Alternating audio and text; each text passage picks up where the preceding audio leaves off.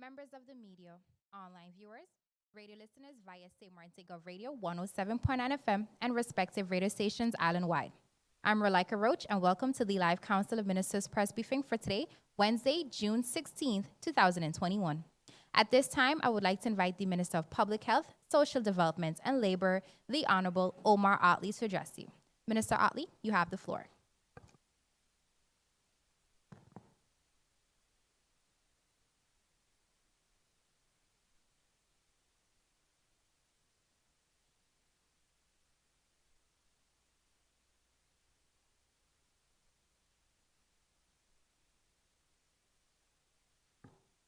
Start again.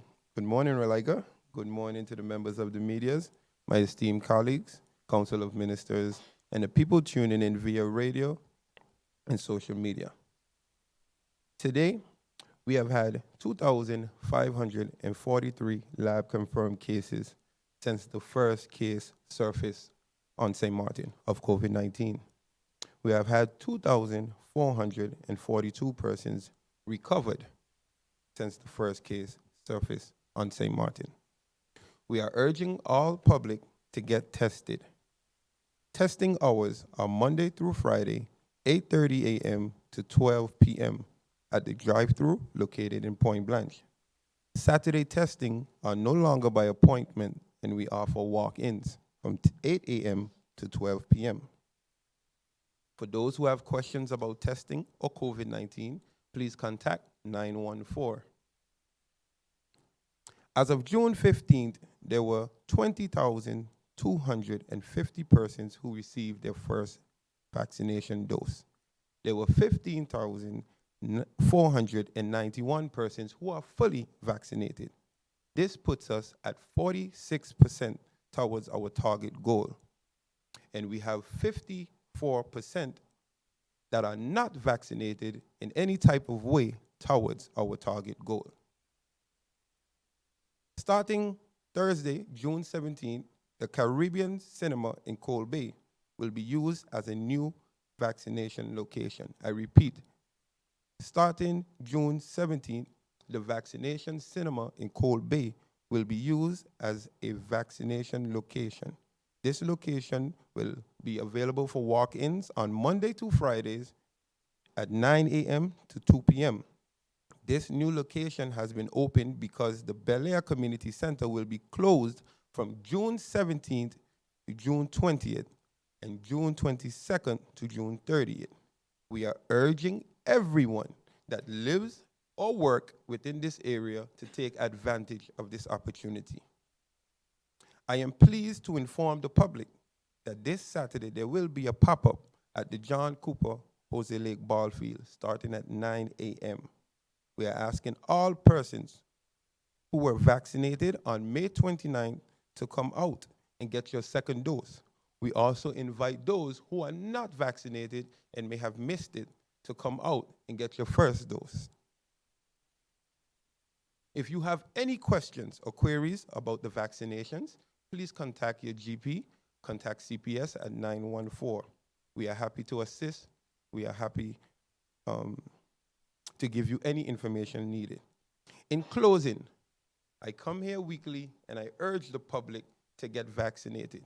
I am also happy to inform that the department is working on a public health measure for a healthy lifestyle to improve your lifestyle, to improve your immune system. But I must say, we are currently in the pandemic, and over the past 3 to 4 weeks, all hospital admittance has been non-vaccinated persons. I ask you, I urge you, and I plead with you, St. Martin, to get vaccinated. We have lost too many lives due to this pandemic. I urge you, I repeat, in the past 3 to 4 weeks, all hospital admittance has been non-vaccinated. I look forward to any questions.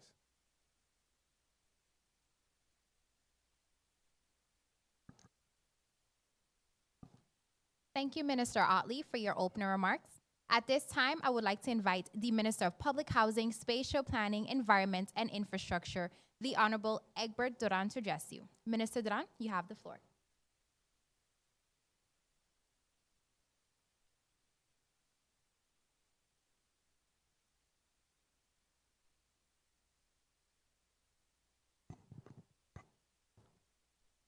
Thank you, Rolaika. Good morning, Prime Minister, colleague ministers, members of the media, and a special good morning to the people of St. Martin. Today, I have the following updates from you from the Ministry of Vromi. I would like to also to reiterate the fact that the road closure of the causeway will take place on Thursday, June 17th, tomorrow, and Friday, June 18th, 2021. The lane on the causeway bridge that leads to the airport road that leads from the airport road to Colbert will be closed between 10 p.m. and 7 a.m. On Saturday, June 19th, and also on Sunday, June 20th, the lane leading from Union Road, Colbert, to the airport will be closed between 10 p.m. and 7 a.m. The closures are to allow for maintenance works on the dividers between the road and the sidewalk. As already has been indicated, one lane will be closed at a time. The Ministry of Vromi sincerely apologizes for any inconvenience that this may cause and also thanks the public for your cooperation in advance. I would like to touch on the school repair handover that took place last week. With the necessary operational repairs now complete, the students of Sister Regina Primary School will conclude this school year in a refurbished building that are safer, watertight, and more hurricane resilient. The works at Sister Regina were part of the school repair activities under the Emergency Recovery Project 1 of the St. Martin Resilience and Recovery Trust Fund. During the tour, the NRPB project team performed the final check of the completed works, which included electrical plumbing repairs to the roof, the perimeter, the fence, the shutters, the doors, windows, gutters, and also downspouts. The tours was followed by official handover ceremony where the keys were handed over to the relevant stakeholders. With the restoration of the schools currently taking place, I am pleased to know that we have contributed to ensuring that the sanctuaries of our students and teachers are back in place. I look forward to more renovations like this that are going to be executed in the near future. The students are our future leaders of this beautiful island. Therefore, it's imperative that we get our schools back to where they were and even in a better state than they were prior to the hurricane. I would also like to thank the Department of New Works of the Ministry of Vromi for all their contribution in this project. I would like to tell the general public that we have now able to get the compactor that was funded through the trust fund, and the handing over ceremony will take place this afternoon. This will contribute in handling and the management of the landfill, and therefore also staff from within the Ministry of Vromi will be getting training on how to maneuver and handle this heavy equipment that we are able to receive. I would like to touch on the working visit that I paid to Aruba last week. The Ministry of Vromi considers the solution for waste management as one of its highest priorities. This specifically regards the island landfill and also waste collection.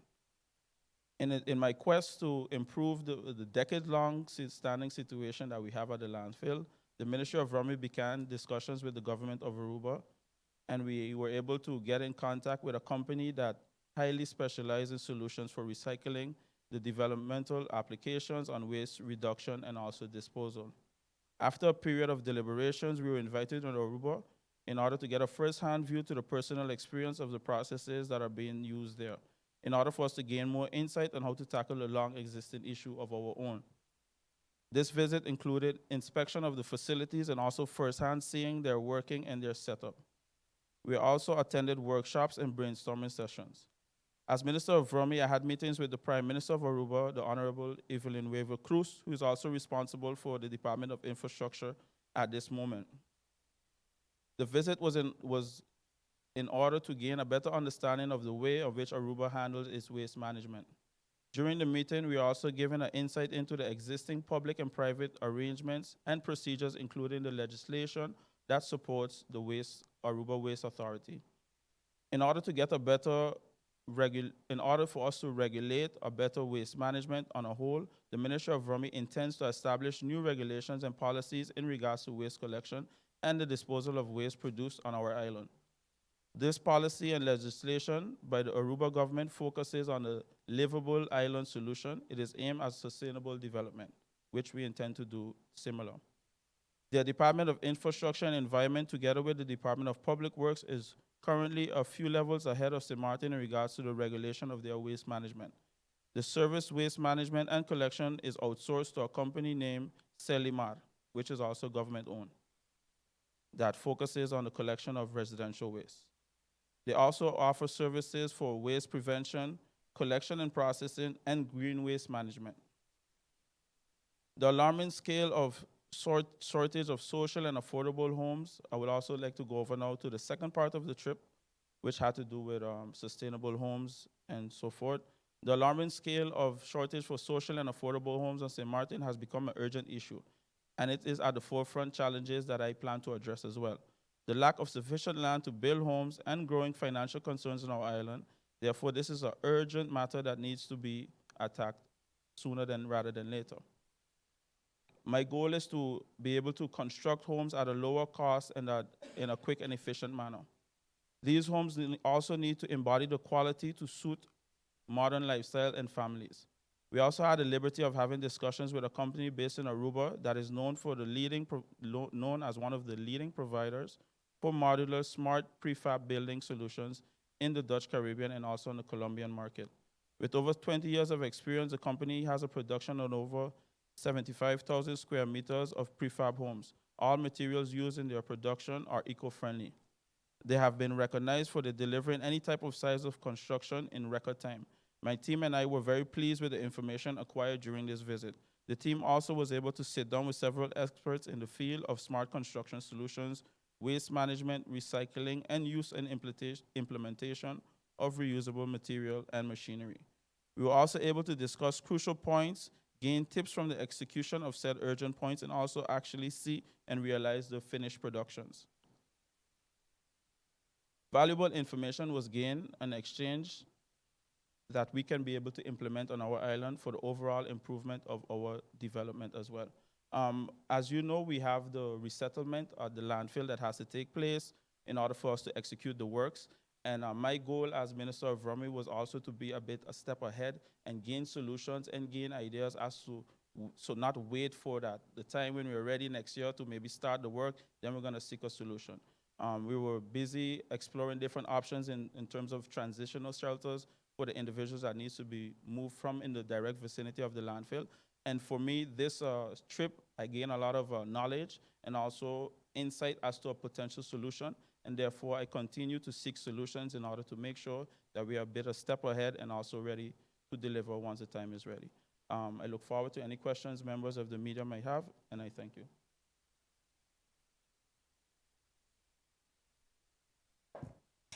Thank you, Minister Duran, for your opening remarks. At this time, I would like to invite the Minister of Tourism, Economic Affairs, Transport, and Telecommunication, the Honorable Ludmila de Wever, to address you. Minister de Wever, you have the floor.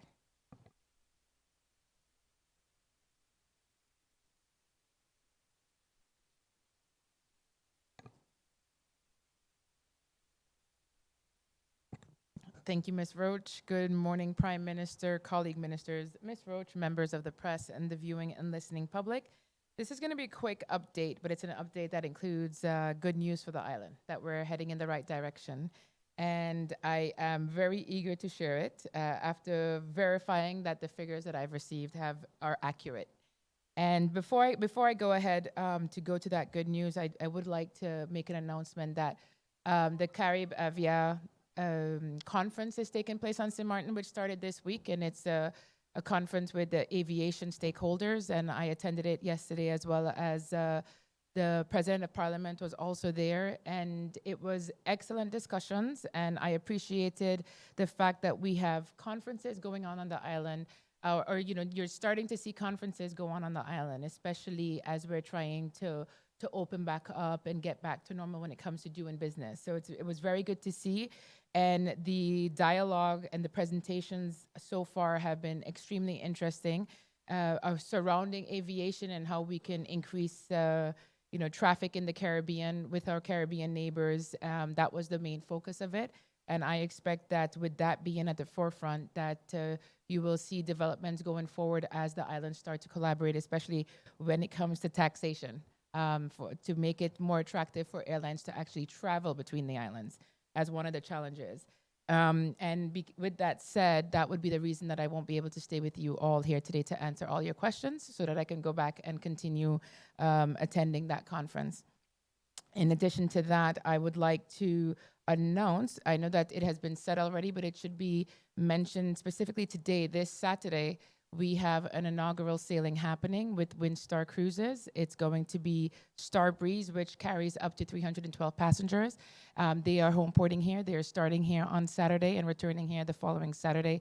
That is more good news that we are heading in the right direction and doing everything we can to make sure that more persons can come to St. Martin. With that said, here is when we go into the statistics of where the island is heading. Every week, I have been trying to update the public of what our arrival numbers look like at the airport. And again, going up to this past Sunday, we are at the highest number we've had since COVID-19 at 9,336 passenger arrivals. And before the questions come in, I would like to say that the increase in arrivals are not matched with an increase in transit passengers off island. The popular belief has been that people are coming to St. Martin and then going off to the neighboring islands. That is not the case. The majority of the people are staying here. This is the good news that our island is heading in the right direction, opening up early last year in a safe manner with all the assistance of the Council of Ministers is the right thing that our country did. And the excellent news is that May arrivals 2021 is 85% of 2019 figures in May. What is important to note is that we've actually beat 2019 figures in US arrivals.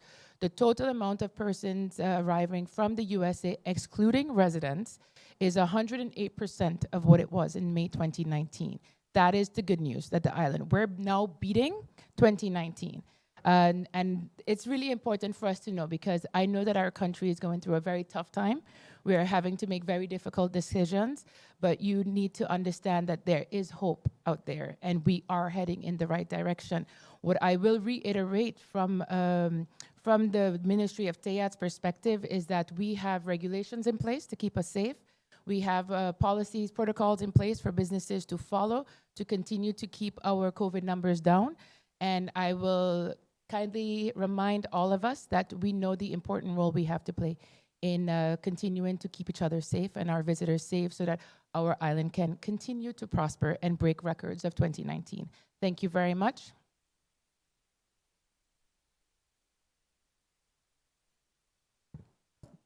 Thank you, Minister DeWeaver, for your opening remarks. At this time, I would like to invite the Minister of Justice, the Honorable Anna Richardson, to address you. Minister Richardson, you have the floor.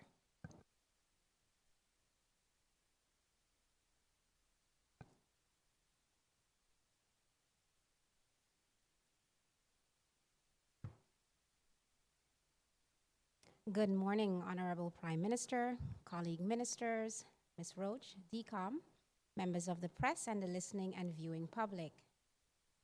With the adjustments made to the operational hours of public establishments by the Ministry of TEAT to further manage COVID numbers on St. Martin, these adjustments came with instructions that businesses must close their operations at 11 p.m. We have now witnessed a growing trend has been observed within the last few weeks in which gas stations and public parking areas have become the party central or spots for large groups of persons within the community. This practice of large crowds gathering comes with noise nuisance, disturbing public order, causing dangerous traffic situations, and the excess use of alcohol and/or use of narcotics. Due to this behavior, the Ministry of Justice will today, June 16, 2021, complement the Ministry of TEAT with the implementation of a zero-tolerance ministerial decree that brings stricter enforcement and places a ban on gatherings in expanded areas such as gas stations and other public areas. This measure is deemed highly necessary in order to curb the behavior displayed by patrons to this growing trend over the past few weeks. This ministerial decree will go into immediate effect and will be implemented and extended when necessary until order is restored. The Ministry of Justice, along with the Ministry of TEAT, has established a joint task force specifically aimed at addressing this issue faced within our community. A planned approach has already been realized by the St. Martin Police Force to include the joint controls with the Immigration Mobile Unit. I would like to remind the public that this type of behavior is unacceptable and will no longer be tolerated. Loitering, noise nuisance, disturbance of the peace are all illegal acts and are regulated by law. And as such, the authorities will exercise their duties to enforce order within the communities. Persons found not abiding by the law or exercising misconduct will face the consequences of their actions to the full extent of the law. I'm sending a stern warning to all persons within the community who have been patron these establishments after hours that effective today, as I said earlier, June 16, 2021, actions will be taken to deter this nuisance. I remain available for questions.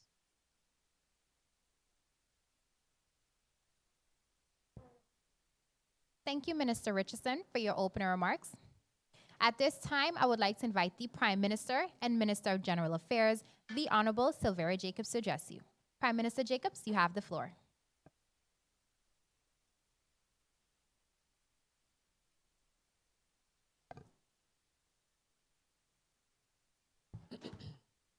Thank you, Relaika. Good morning to you. Good morning to my colleague ministers. Good morning to the members of the press, both here and following this briefing. Good morning to the people of St. Martin, of course, our support staff here of DCOM. It is my pleasure to be with you this morning. As you all know, June 1st marked the opening of the 2021 Atlantic hurricane season, and government's disaster management organization has been preparing for the 2021 hurricane season.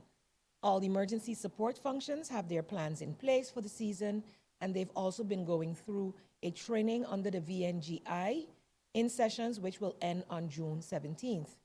The 2021 Crisis Communications Conference was held yesterday, June 15th.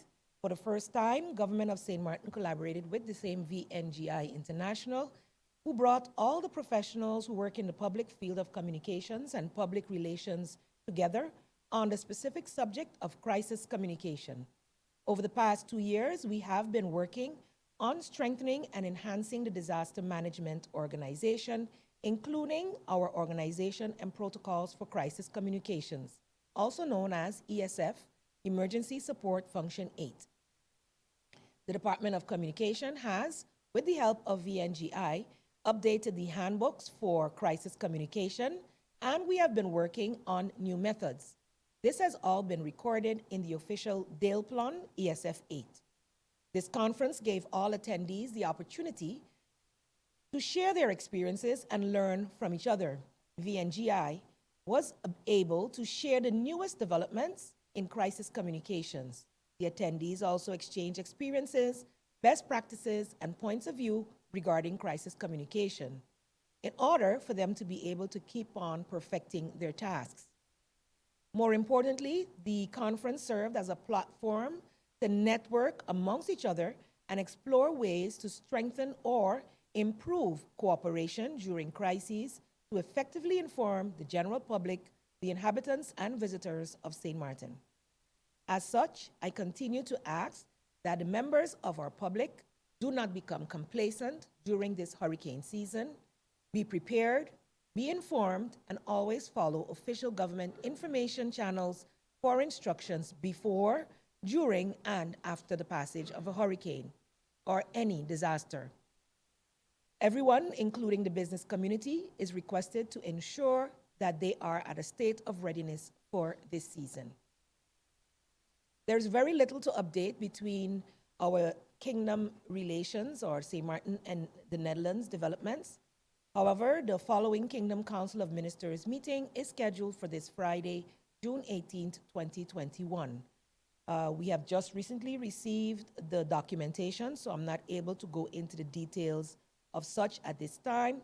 And we did have today, this morning, a very productive meeting between representatives of BZK, the airport, as well as Schiphol regarding moving forward with the cooperation agreement. So there has been agreement as to the content, and we look forward to the day when we will be signing such.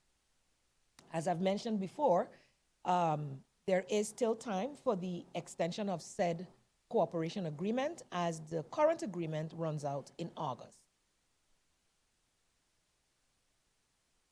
We also on Sunday, June 13th, celebrated the 36th anniversary of Flag Day right here at the government building. I'd like to express gratitude and thanks to the Department of Culture for the organization of the 36th anniversary of the celebration of St. Martin flag.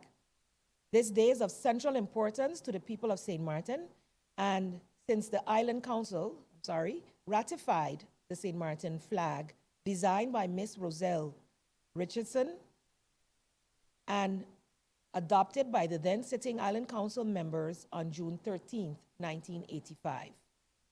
While we have been going through some difficult years, our flag, holding the words, always progressing in the golden banner, is a reminder that we will continue to strive to progress from day to day and grow in our resilience, building back even stronger than we were before, and hearing what our Minister of TEAT just confirmed, because we've been hearing that since last week, that the 2019 that we have already surpassed pre-COVID, and therefore also the 2019 arrival numbers, which signals a great success for St. Martin, because this is usually our off-season.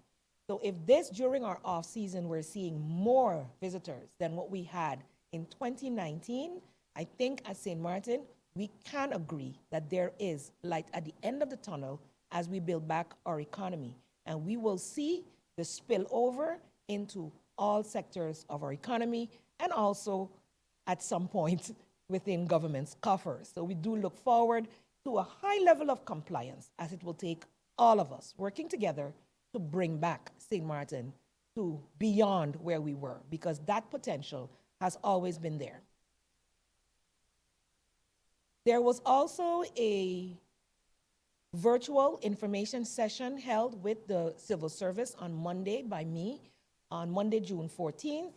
Firstly, based on feedback that I am getting, I'd like to apologize to all those civil servants and secondary workers of government who did not receive the virtual invite, and as that was definitely not the intention. I've just been updated that definitely in future, all SGs will have or be requested to forward to their external civil service workers, as within the Ministry of Justice as well as Education, there are entities that fall outside.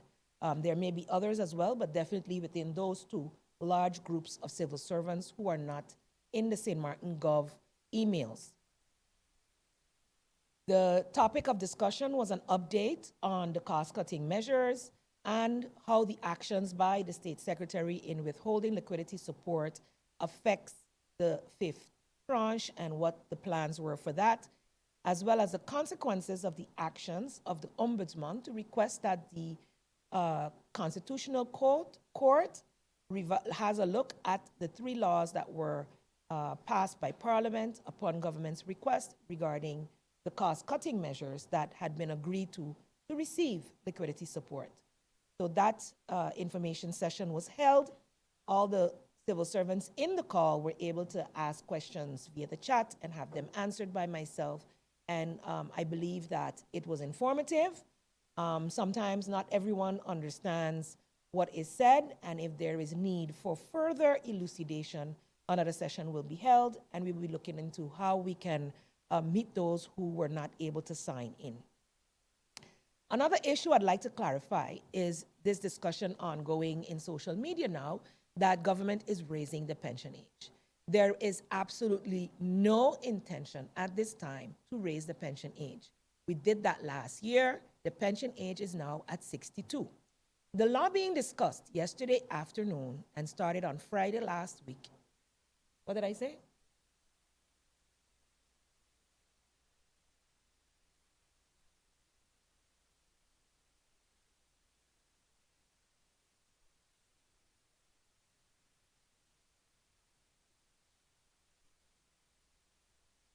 $65? My bad, I'm sorry. The pension age was recently raised to 65, right? It was 62. I'm getting older, not quite there yet, but do forgive me for that mistake. I was already thinking ahead to the next point. So the law that I mentioned yesterday that was handled or being handled, not finalized, in Parliament was to amend the maximum age of members of high councils. Now, this law does not affect the general public. It only affects those members who are serving or want to serve and have already achieved this age. What we have found is that there are several persons who have passed or achieved the 70, have to resign, but are still viable members of society and wanting to make a contribution. Also, there's been a challenge to find others who are willing to work for the stipend. It's not a full-time salary, it's not a full-time, you're only there for a few hours a week to assess what the younger persons within the secretariat, which have the same rules like all civil servants and retire at age 65, those persons do the bulk of the work. However, the decision has to be made by a council. Currently, the council's maximum age is 70, and the endeavor is to raise it to 75. Seeing that we've already raised the pension age to 65, it then has a lesser amount of time that persons who have retired would be able to serve. Of course, once they are capable. There are, by each of the high councils, strict requirements as to who can, and we did not do an open, let's say, put it in the papers or anything like that. However, if there are persons with the time, with the energy and the ability, competencies to apply for these positions, you are welcome to do so via these councils. That is not coming to government. Government only approves what the high councils send to us. So it is their purview who are hired or who are proposed to sit on these high councils. Again, the law does not affect the pension age. It does not affect any regular person working. The pension still stands at what was approved last year. I'm hoping that that clarifies it.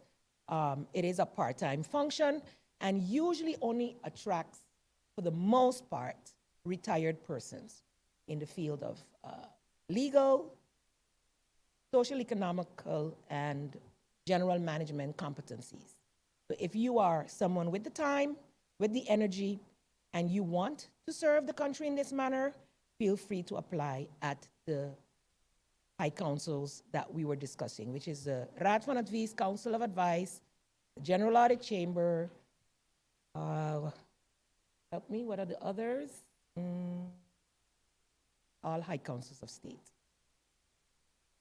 I'd like to also take one more minute, if I may, to encourage, as the Minister of VSR has done, all our citizens, all our residents to ensure that they make use of the opportunity to get vaccinated. We can look around the world, millions of people have had this vaccine. The risks are very, very low to nihil, and the risk of any type of a side effect is higher by things that we do every day. Let me just mention that. I just mentioned to one of our civil servants in the hall that I did not grow any horns. I've had the vaccine since March. No keys are sticking to my arm.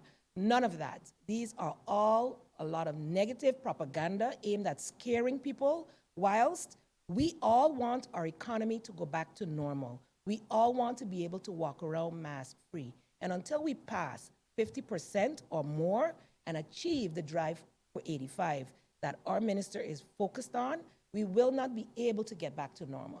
As well as we're doing with visitors, we are in constant threat to have to roll back, to have to do different things to minimize the spread. As you've heard our Minister of Justice also mention, we have to also be compliant with the rules and regulations of this land. We're talking about being self-reliant. We're talking about handling our own business. Each and every person must contribute to that. So I'm asking the people of St. Martin, remember that we are all St. Martin, and everything we do can have a positive or a negative effect on the life and the future we want to see. Thank you for the opportunity.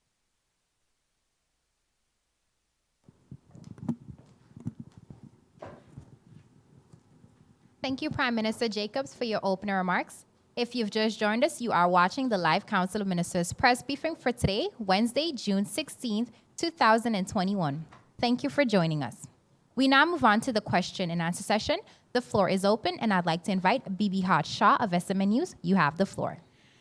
Good morning. Thank you, Rolika. Good morning, ministers, and good morning to my colleagues. Minister Doran, I can't help but ask you about NVGEBE. It has been quite a while, Minister, that I've been asking about NVGEB and exactly when will government step in. I think you saw what happened on Friday and the embarrassment the country faced when answering questions to members of parliament. Can you, Minister, give us a breakdown as to when exactly changes will take place at NVGEBE, or do we have to wait until the state secretary brings some more conditions saying, you know, corporate governance is not followed? Can you give us, you know, update on the situation at GB? Good morning once again. Thank you, baby, for your question.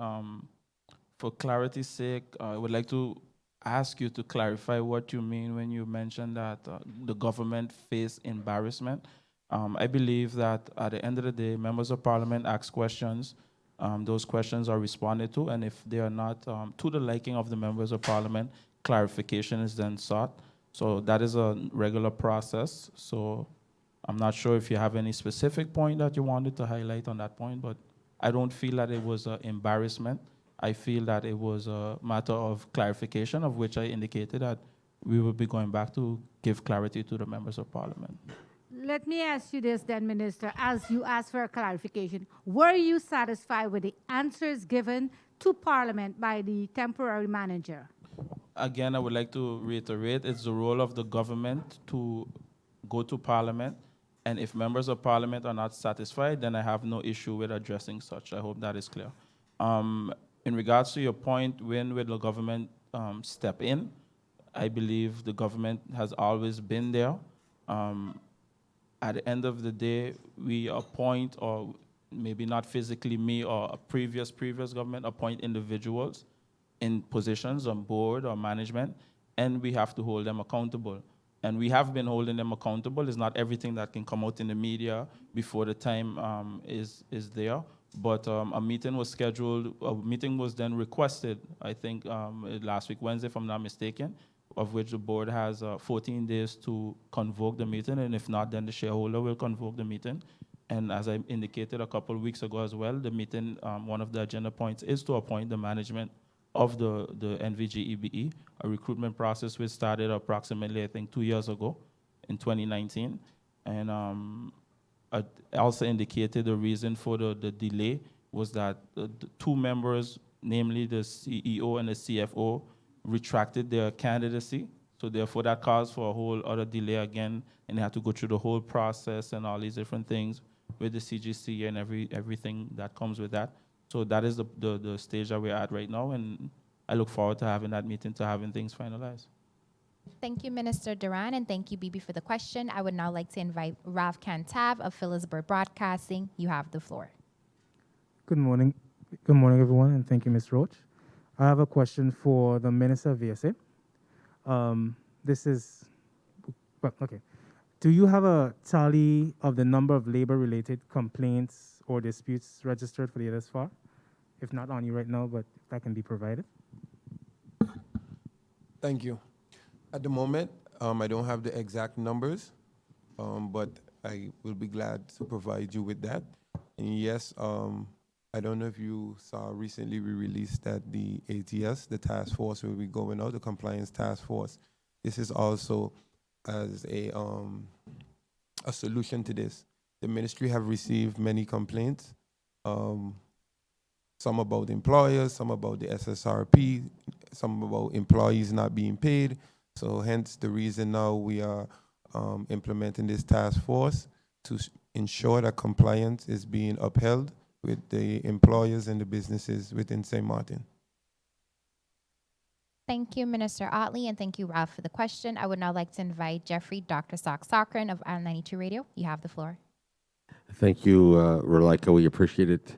Minister Otley, if I might, a few weeks ago we had spoken about whether or not at contract renewal time if a employer was had changed the job description and said that, listen, you must be fully vaccinated against all things, right? Whatever vaccinations are normally expected, could that then be included as part of the contract renewal process, especially now with COVID-19 vaccinations? And you were going to check from a legal perspective if that was possible. So can job descriptions at renewal time be changed at contract renewal time to include, to make sure that the staff is properly vaccinated? Thank you, Dr. Sack. I do appreciate all employers that promote the vaccination process.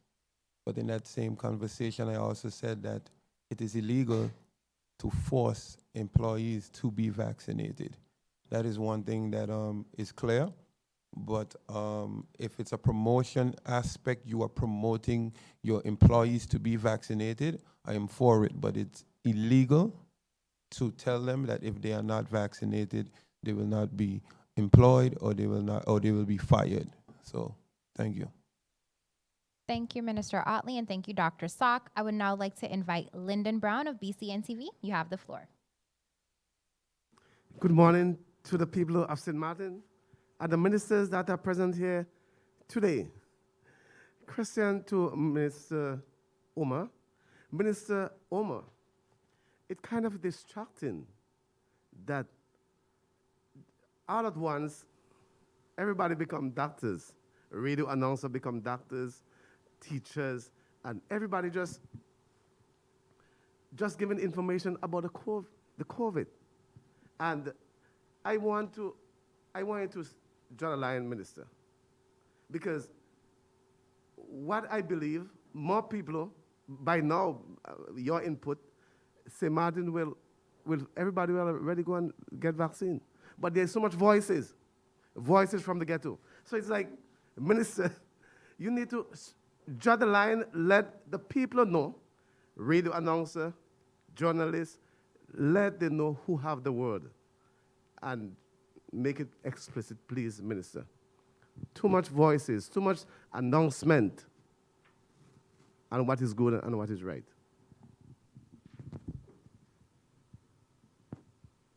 Thank you. It wasn't really a question, but thank you. I understand.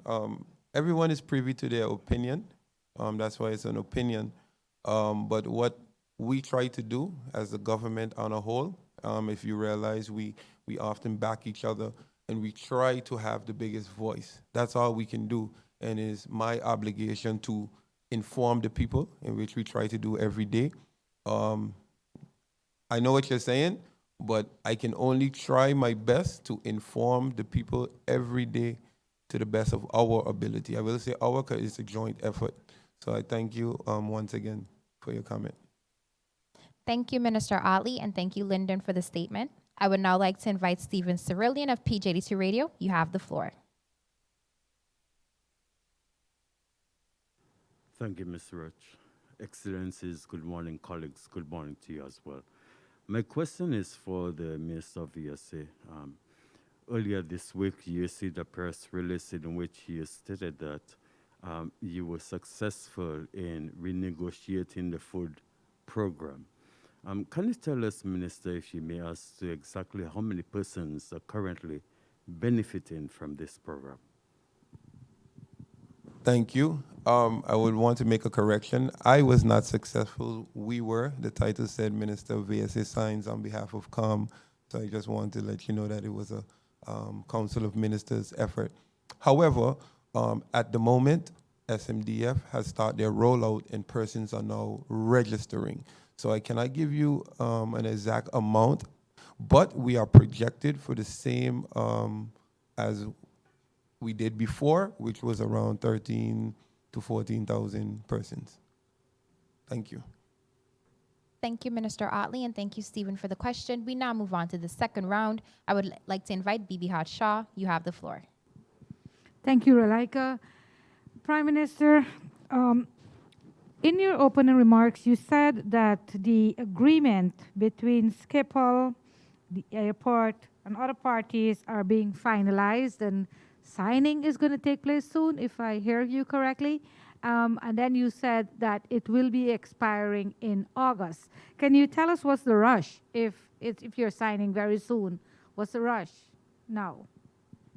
The cooperation agreement that I refer to is between Schiphol Group of Companies, and it's an extension of the current agreement. Within that agreement, it had to be renegotiated 6 months prior to the expiration.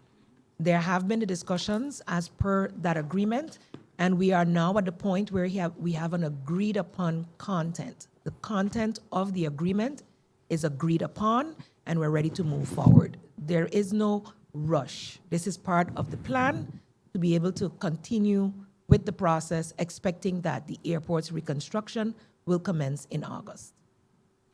Thank you, Prime Minister Jacobs, and thank you, Bibi, for the question. I would now like to invite Ralph Cantav. You have the floor. Thank you. I have a question for the Minister of Justice. And my question is, what is the ministry's plans to get guns off our streets?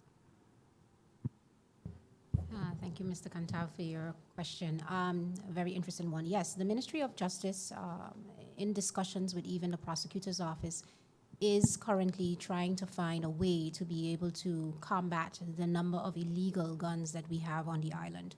This is not a process that can be easily obtained because we must keep in mind that we share a border with our French counterparts, and so jurisdiction ends there. So if we have ports of entries of illegal anything coming in to the island from anywhere that we don't have jurisdictional authority, it makes it a bit of a challenge. But I can assure you that this is an item that is high on my priority list. It is a continuous discussion between the Ministry of Justice and all its partners within legal and protection and order is concerned for the community. Something coming soon. Thank you. Thank you, Minister Richardson, and thank you, Ralph. I would now like to invite Dr. Salk. You have the floor. Thank you, Relika. Minister Otley, if I might, you had said we're at a 46% vaccination rate. That's really 46% of the goal of people that have had the first dose. Is that correct? So if that's indeed a correct statement, then we could also say that people that are fully vaccinated, people that are now have had both doses, were at 35%. Would that be an accurate statement? Let me do some calculation real quick, okay? Because no problem, sir.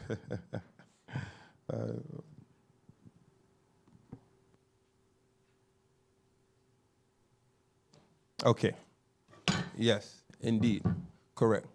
I want to inform the public that the number we are using is our goal.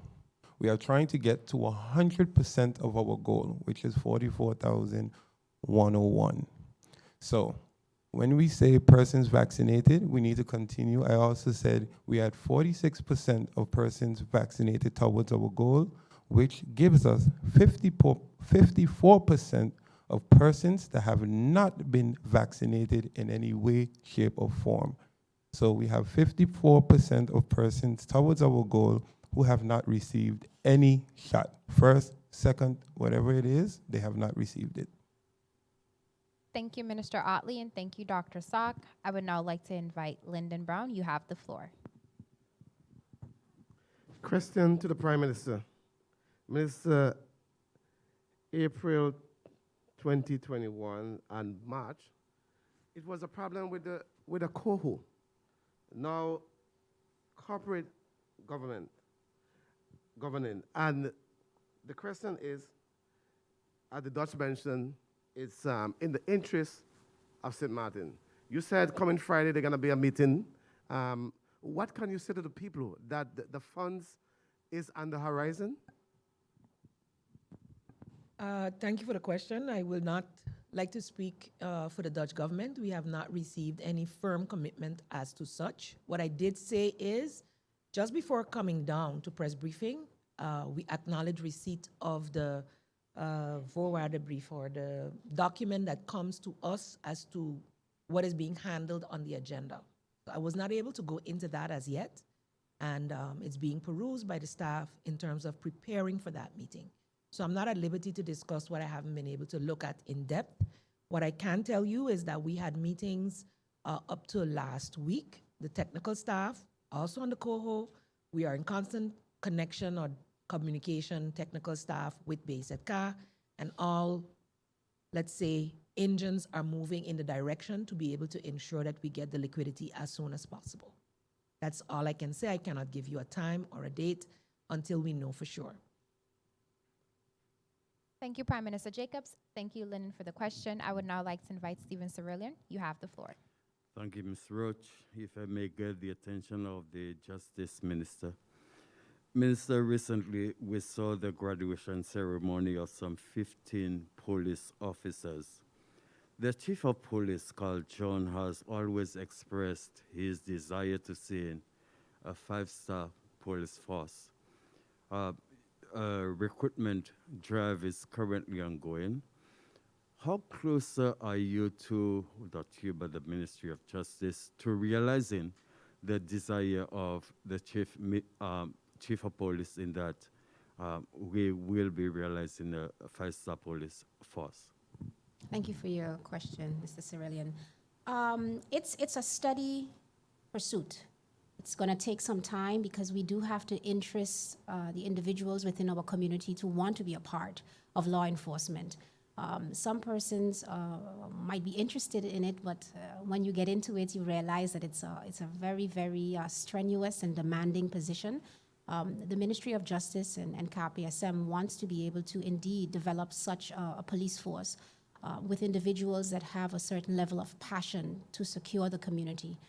It's going to take us some time, and the ministry is busy right now developing a recruitment policy or a recruitment guide, so to speak, to be able to share within our schools and get our youngsters to be introduced to the career of law enforcement.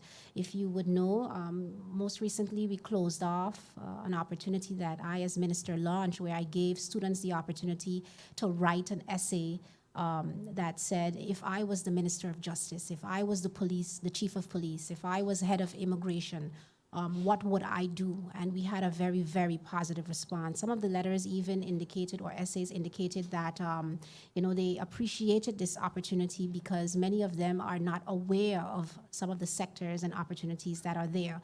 Pretty soon we will be announcing who those winners are, and those individuals that win the essay contest will get a chance to spend a day with either the Chief of Police, if that's what you wrote the essay about, or the head of immigration, or with the Minister of Justice, so that you can get a feel of that. Ultimately, what we want to do is spearhead forward a campaign that is continuous within our secondary schools and even primary schools to start to ignite interest into being a part of law enforcement. So it's a steady approach that we have to take, but we're well on our way. Thanks. Thank you, Minister Richardson, and thank you, Stephen, for the question. We now move on to the final round of questions. Bibi, you have the floor. Thank you, Relaika. Prime Minister, on the meeting that you had on June 14th with civil servants, how receptive they were regarding the fact that they will not be getting their vacation allowance this time around because of the situation with liquidity? And what is the status between government and the unions that have been protesting these cuts all along? Thank you, Ms. Shah-Hodge. I must say, it wasn't an easy meeting to have. You're not coming into this meeting with good news. Majority of the questions were more towards salaries and future salaries. So with that being said, I'd had previous meetings with the organization before, and there had already been a level of acceptance, I would base on the meetings we've had, in terms of our realities and the agreements that we had to make to secure the basic needs, not just for them as civil servants, but for the country. Again, I got that same impression, and that's why I'm very surprised. I guess maybe the silent persons are the ones making statements, as well as being encouraged by the unions. The reality is that the laws are being disputed and have to go through this trajectory at the Constitutional Court. Once it's gone through that process, then we can take the decision on what we have to do, whether we have to renegotiate with the Netherlands or whatever the case may be. If we even had the finances at the moment to pay out the vacation pay that would have been expected in June, and then the laws were considered to be fine, then we would have to take that back. And we do not want to have to do that, even if we had the funds, if you can understand. So we are waiting on the finalization of the query that is being done under the Constitutional Court before, as government, we say, okay, Netherlands, we cannot continue on this trajectory.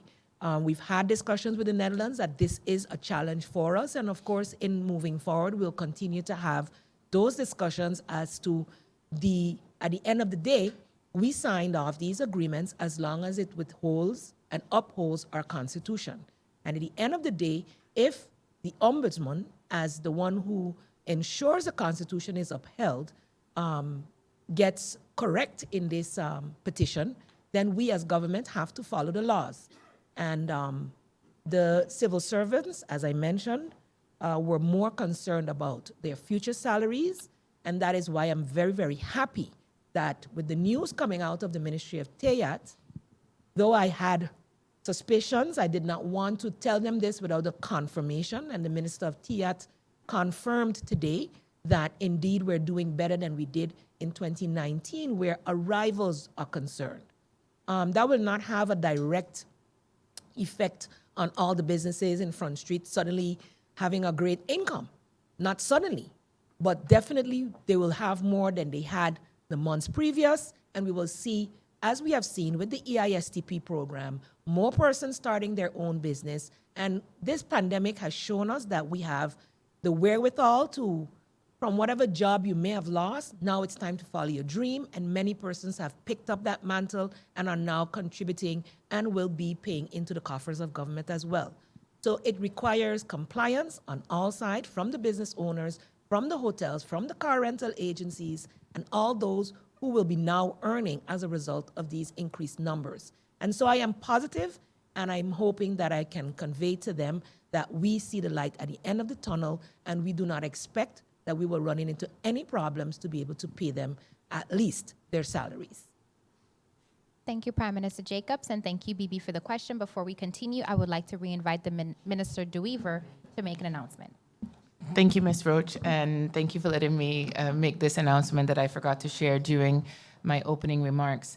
There's been a lot of questions coming in from the business community about opening hours. Currently, the ministerial regulation is set for businesses to close at 11 p.m. This is a ministerial regulation that is signed by myself as well as the Minister of VSA, Minister Otley. And what I really want to remind the public is that this is done, again, taking COVID-19 into consideration to make sure that we sort of minimize our movements, our social gatherings, just so that we can check how our numbers, hospitalizations are faring.